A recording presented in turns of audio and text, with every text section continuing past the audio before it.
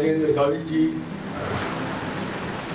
संसद सदस्य पालघर, पद्मश्री श्री रमेश पतंगे जी, श्री प्रदीप जी गुप्ता, संचालक सेवा विवेक, श्री लोकेश बंड, मुख्य कार्यकारी अधिकारी बैंबू हस्तकला सेवा विवेक, श्री चंद्रशेखर सुर्वे जी, राष्ट्रीय स्वयंसेवक संघ ठाणे विभाग संचालक सेवा विवेक के सभी पदाधिकारी, अभिभावक एवं आदिवासी भाइयों और बहनों, आदिवासी सक्षमीकरण के सेवा विवेक प्रकल्प को देखकर अत्यधिक हर्ष का अनुभव कर रहा हूँ।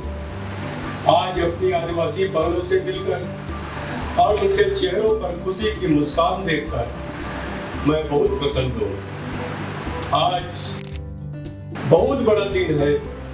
आपने बांस शिल्प कौशल का 1 महीने का प्रशिक्षण कार्यक्रम पूरा कर लिया है और अब आप बांस के आकाश कंदील, चाय के ट्रे, ज्वेलरी बॉक्स, पेपरवेट, राखियां और कई अन्य बांस की वस्तुएं बनाने में सक्षम हुए। आप सही मायने में आर्थिक रूप से आत्मनिर्भर हो गए। यही तो लक्ष्य है आत्मनिर्भर भारत का। मैं आप में से हर एक को सर्टिफिकेट हासिल करने पर हार्दिक बधाई देता हूँ और अभिनंदन करता हूँ। मुझे उम्मीद है कि आप अन्य कई भाई बहनों को बांस शिल्प सीखने और आत्मनिर्भर बनने के लिए प्रेरित करेंगे। आपको यह जानकर प्रसन्नता होगी कि मैं स्वयं भी एक लकड़ी का शिल्पकार हूँ और जब भी थोड़ा बहुत समय मिलता है तब लकड़ी से भगवान की प्रतिमाएं बनाता हूँ। अभी मैंने गवर्नर बनने के पहले एक 6 फीट की गणेश जी की मूर्ति बनाया, ठीक था, जो सिंगल पीस है और जो उस मूर्ति को देखता है तो कई लोग बोलते हैं कि कुशल कारीगर ही बना सकता है, ऐसा बारीकी से काम शौकिया नहीं कर सकता। एक तो मेरे पास आए गुफी पेंटर जो भी जिनका देहांत हुआ, मेरे फार्म हाउस में गए थे रायपुर में। तो फार्म हाउस देखने के बाद बात कहा कि भाई जी आपका फार्म हाउस तो हमारे फिल्म शूटिंग के लायक है। उन्होंने गणेश जी को देखा, उनको वो आश्चर्य हुए। एक आया मेरे पास, भाई जी ये मूर्ति को मैं खरीदना चाहता हूँ, आप कितने में दोगे? मैं बोला आप कितने में दोगे? उन्होंने कहा 5 लाख रुपए दूंगा।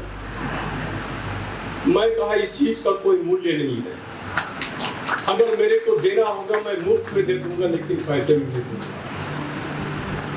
मैं बहुत पहले बचपन से ही पेंटिंग का है, वुडन कार्विंग का है, मैं बचपन से शौकिया करता था।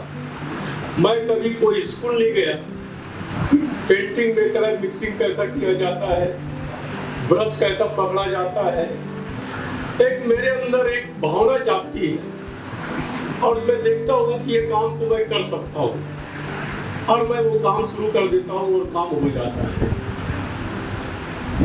हमारे संविधान के अनुच्छेद 46 का उद्देश्य कमजोर वर्गों और विशेष रूप से अनुसूचित जातियों, अनुसूचित जनजातियों के शैक्षिक और आर्थिक हितों को विशेष ध्यान से बढ़ावा देना और सामाजिक न्याय और सभी प्रकार के शोषण से उनकी रक्षा करना है। मुझे खुशी है कि आदिवासी महिलाओं के आर्थिक सशक्तिकरण के माध्यम से सेवा विवेक वांछित लक्ष्य को प्राप्त करने में योगदान दे रहा है।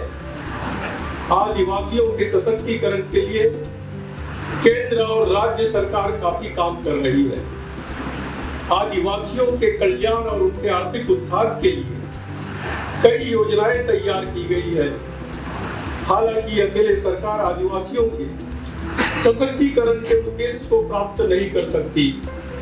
विकास की कमियां दूर करने में सेवा विवेक जैसे गैर सरकारी संगठनों की भूमिका अहम होती है।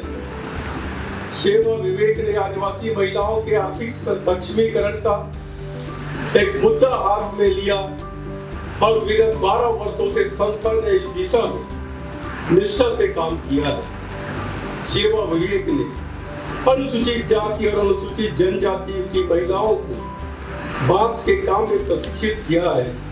इस हेतु पालघर जिले के कई गांवों के साथ संपर्क स्थापित कर वहां की महिलाओं को एकत्रित कर प्रशिक्षण देने का काम किया है। यह काम इतना आसान नहीं है।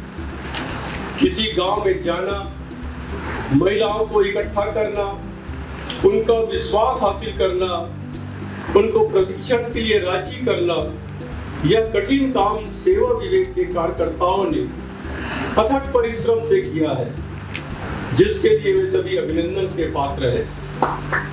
बांबू से उत्पाद निर्माण करना एक बात है और बनाए हुए उत्पाद की बिक्री करना दूसरी बात है। उत्पाद बेचने के लिए आपको उचित पैकेजिंग, ब्रांडिंग और मार्केटिंग की जरूरत होती है। ऐसे में बंबू सेवा की भूमिका काफी अहम हो जाती है। सेवा विवेक के कार्यकर्ताओं ने इसकी ओर ध्यान दिया है और वस्तुओं की बिक्री करने वाली सेवा भाई बांबू सेवकों की टीम खड़ी कर दी है। गर्व की बात है कि बांबू सेवकों में कुछ डॉक्टर्स हैं, कुछ शिक्षक हैं, कुछ उद्योजक हैं। इस अवसर पर इन सभी बांबू सेवकों का मैं हृदय से अभिनंदन करता हूँ। मैं समझता हूँ कि बांस के उत्पाद बनाने के लिए आपको दूर दूर से बांस लाने पड़ते हैं। स्थानीय स्तर पर बांस की खेती को बढ़ावा दिया जाए तो उत्पाद की कीमत कम होगी और मुनाफा ज्यादा होगा। मुझे खुशी है कि सेवा विवेक आस पड़ोस के बांस की खेती को बढ़ावा दे रहे हैं। भाइयों और बहनों, एक समय था जब भारत दुनिया की कौशल राजधानी हुआ करता था। हमारे बुनकर रेशम की ऐसी साड़ी बनाते थे जिसे माचिस की एक छोटी सी डिब्बी में फिट किया जा सकता था। हमारा देश वास्तुकला, इंजीनियरिंग, धातु विज्ञान और कई कलाओं में विश्व में अग्रणी था। विदेशी वर्चस्व के लंबे समय के दौरान हमने अपना कौशल खो दिया। भारत के माननीय प्रधानमंत्री श्री नरेंद्र मोदी ने भारत को एक बार फिर देश को स्किल कैपिटल बनाने का प्रण लिया है। आज दुनिया भर में ऑर्गेनिक खाद्य उत्पादों और बांस आधारित उत्पादों की मांग बढ़ रही है। बांस के उत्पादों और हमारे जैविक खाद्य उत्पादों को बेचने के लिए भारत को अपना खुद का अमेज़न जैसा वैश्विक प्लेटफॉर्म बनाने पर विचार करना चाहिए। मैं राज्य के सभी विश्वविद्यालयों के कुलपतियों से बांस उत्पादों को बढ़ावा देने के लिए आग्रह करूंगा। राज्यपाल के रूप में मैं अपने विदेशी मेहमानों को आपके द्वारा तैयार की गई बांस की वस्तुएं उपहार में दूंगा और मैं राज्य सरकार से कहूंगा कि प्लास्टिक के उत्पादों के बजाय हमारी आदिवासी बहनों द्वारा निर्मित बांस के उत्पाद कार्यालयों से खरीदे जाए।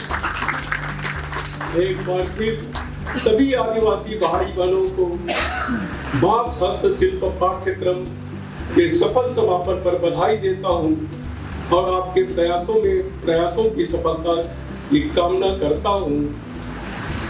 जैसा कि पहले मैंने कहा कि सबसे ज्यादा प्रॉब्लम हमारे सामने होता है मार्केटिंग। मैं 2 साल त्रिपुरा का गवर्नर रहा और त्रिपुरा बांस और सुपारी के लिए जाना जाता है। वहां करीब 36 प्रकार के बांस की प्रजाति पाई जाती है और 36 प्रकार के बांस की जो प्रजाति होती है वो अलग अलग कामों में लाया जाता है। एक प्रकार के बांस में हर प्रकार के सामान नहीं बनते। कोई सॉलिड होता है, कोई पतला होता है, कोई मोटा होता है, कोई थिकनेस होता है, कोई पतला होता है। उसके अनुसार उसके गुण को देखते हुए उसको काम में लाया जाता है। अगरबत्ती बनाते हैं, अगरबत्ती बनाने के लिए अलग बांस का उपयोग होता है। दोगुना बनाने के लिए अलग बांस का उपयोग होता है। मैं जब त्रिपुरा में था तो त्रिपुरा में बांस की कला सीखने के लिए करीब देश के 6 प्रदेश से लड़के आए थे और सिक्किम के भी बांस के कलाकार आए थे। मैंने 10 दिन का कार्यक्रम उनके साथ किया कि सिक्किम में जो उन लोग बनाते हैं उसको हमारे यहाँ के लोगों को सिखाए और यहाँ के लोग हम लोग जो बनाते हैं उसको सिक्किम के कलाकार को सिखाए। और ये 10 दिन का प्रोग्राम चला और सिक्किम के लोग जब मेरे से मिलने आए उन्होंने कहा कि हमको यहाँ भारत में आकर हमको बहुत कुछ सीखे। सिक्किम में भूटान के लोग आए थे। भूटान के लोग जब मेरे से मिले तो उन्होंने कहा कि आपके देश भी बांस की कला में काफी आगे है और हमको बहुत कुछ सीखने को मिला। झारखंड में जब मैं था वहां भी बांस की कलाकृति बनती है। वहां तो त्रिपुरा में तो एक इंस्टीट्यूट है, बेम्बू इंस्टीट्यूट, जिसके डायरेक्टर को मैं हमेशा बुलाकर उनसे बातें करते रहता था कि आप क्या करना चाहिए, क्योंकि यहाँ पर बम्बू की कमी है, वैरायटी नहीं है। और अच्छे अभी जो आप लोगों ने संकल्प लिया है कि हम काफी तादाद में बांस लगाएंगे और बांस लगाएंगे तो बहुत अच्छा हो जाएगा, वातावरण भी ठीक होगा और यहाँ जो काम करने वाले हैं उनको रॉ मटेरियल की प्राप्ति हो जाएगी। मैं जब झारखंड में था वहां भी एक संस्था है स्वयंसेवी, और झारखंड का प्रदेश का जो फूल है वो पलाश है और पलाश के नाम से वो संस्था है। ऐसी मेरे से जब बात हुई, मैं एक कार्यक्रम उनके यहाँ गया था तो उन्होंने कहा हमारे कलाकार तो बहुत अच्छे काम बनाते हैं, लेकिन समस्या है कि अब मार्केटिंग की, ये लोग मेहनत करते हैं जिनको रोजी कैसे दे। मैंने उनको एक सलाह दिया था कि अमेज़न से आप संपर्क करिए और मैं अपने एडीसी को बोल दिया था कि इनका संपर्क एडीसी से आप करवाइए। उनका संपर्क अमेज़न के लोगों से हुई और अमेज़न से उन्होंने कोलैबोरेशन किया। और इसके लिए पहले आप जितने भी प्रकार के जो आइटम बनाते हैं उसका आपको एक कैटलॉग बनाना पड़ेगा और कैटलॉग में आपको कोड नंबर देना पड़ेगा। और जब आप ये कैटलॉग और कोड नंबर बना लोगे और अमेज़न के पास जाओगे तो वो आपका कैटलॉग के अनुसार वो जब ऑर्डर मिलेगा तो आपको कोड नंबर के आधार पर ही आपको ऑर्डर देगा और यहाँ से आप भेज सकते हैं। मैं यहाँ भी प्रयास करूंगा कि आप लोगों के लिए कुछ कर सकूं। मैं अगर आपके लिए कुछ कर सकूं तो मैं अपने आप को धन्य समझूंगा कि हम अपने गरीब आदिवासी वर्गों के लिए उनको सक्षम बनाने के लिए, नहीं तो पहले समझा जाता था कि महिलाएं सिर्फ गृहिणी कार्य के लिए है और उनको कभी भी ऐसा प्रशिक्षण नहीं दिया गया था, कभी उनको घर से बाहर निकलने का मौका ही नहीं मिलता था। अगर आप किसी के घर में चले जाते और वहां के उनके पति का नाम लेकर पुकारते, अगर वो उनका पति घर में नहीं है वो दरवाजा खोलकर भी बात नहीं करती, वो अंदर से ही बोल देती है कि पप्पू के पापा नहीं है।